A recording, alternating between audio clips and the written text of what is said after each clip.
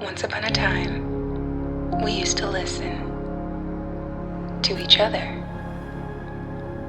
Our pain, our joy, our fears, our hopes, and most importantly, our dreams.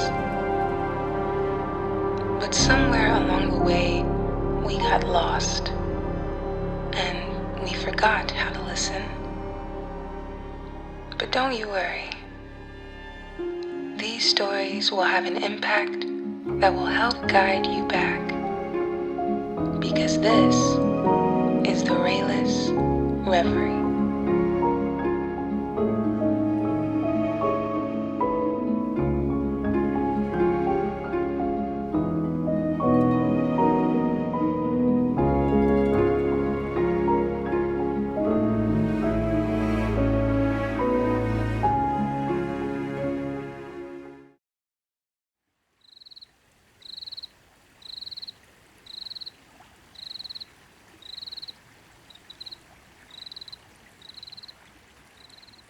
The hours had passed with the miraculous rapidity which tinctures time when one is on the river, and now, overhead, the moon was a gorgeous yellow lantern in a grayish-purple sky. The punt was moored at the lower end of Glover's Island, on the Middlesex side, and rose and fell gently on the ebbing tide. A girl was lying back amidst the cushions, her hands behind her head, looking up through the vague tracery of leaves to the soft moonlight. Even in the garish day, she was pretty, but in that enchanting dimness, she was wildly beautiful. The hint of strength around her mouth was not quite so evident, perhaps. Her hair was the color of oaten straw in autumn, and her deep blue eyes were dark in the gathering night. But despite her beauty, the man's face was averted from her. He was gazing out across the smoothly flowing water, troubled and thoughtful. A good-looking face, but not so strong as the girl's in spite of her prettiness, and enormously less vital. 10 minutes before he had proposed to her, and had been rejected. It was not the first time. But he had been very much more hopeful than on the other occasions. The air was softly, embracingly warm that evening. Together they had watched the lengthening shadows creep out across the old river. And it was spring still, which makes a difference. There is something in the year's youth. The sap is rising in the plants. Something, there is, anyway, beyond the sentimentality of the poets. And overhead was the great yellow lantern gleaming at them through the branches with ironic approval. But, in spite of everything, she had shaken her head, and all he received was the maddening assurance that she liked him. "I shall never marry," she had concluded. "Never. You know why." "Yes, I know," the man said miserably. "Carruthers." And so he was looking out moodily, almost savagely, across the water when the temptation came to him. He would not have minded quite so much if Carruthers had been alive, but he was dead, and slept in the now silent salient where a little cross marked his bed. Alive, one could have striven against him, striven desperately, although Carruthers had always been rather a proposition. But now it seemed hopeless. A man cannot strive with a memory. It was not fair. So the man's thoughts were running. He had shared Carruthers' risks, although he had come back. This persistent and exclusive devotion to a man who would never return to her was morbid.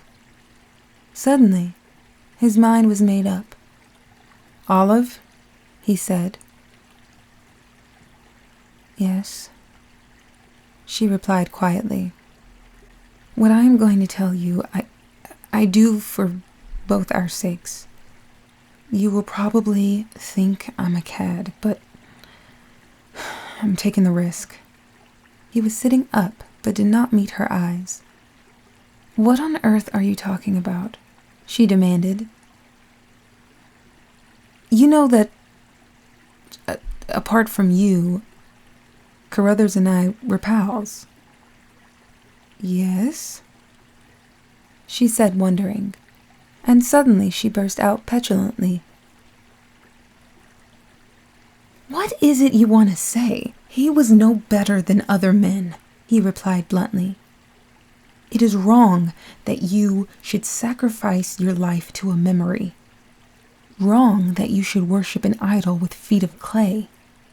"I loathe parables," she said coldly. "Will you tell me exactly what you mean about feet of clay?" The note in her voice was not lost on the man by her side. "I don't like telling you. Under other conditions I wouldn't, but I do it for both our sakes." "Then, for goodness sake, do it."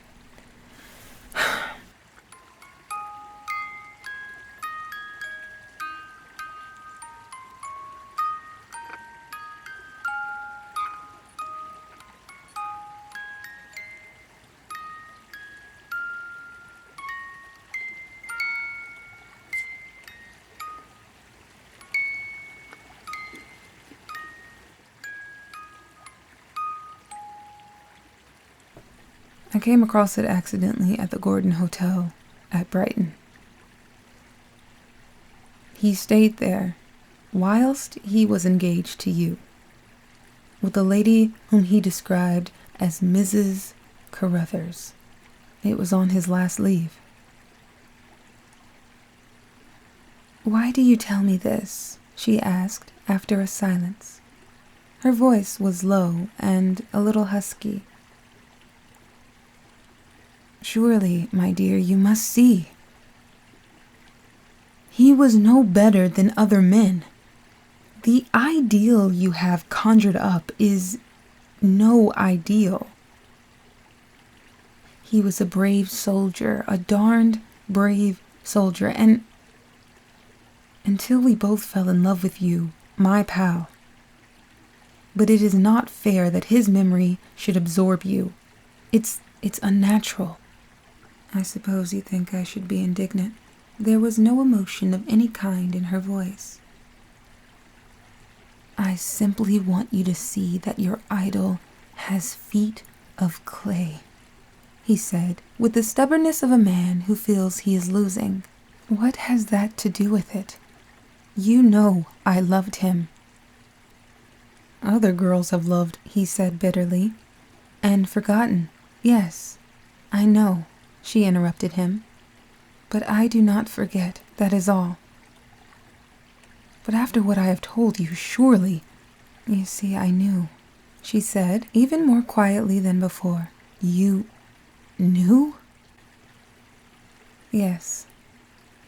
It was I who was with him. It was his last leave," she added thoughtfully, and only the faint noise of the water and the wistful wind in the trees overhead broke the silence.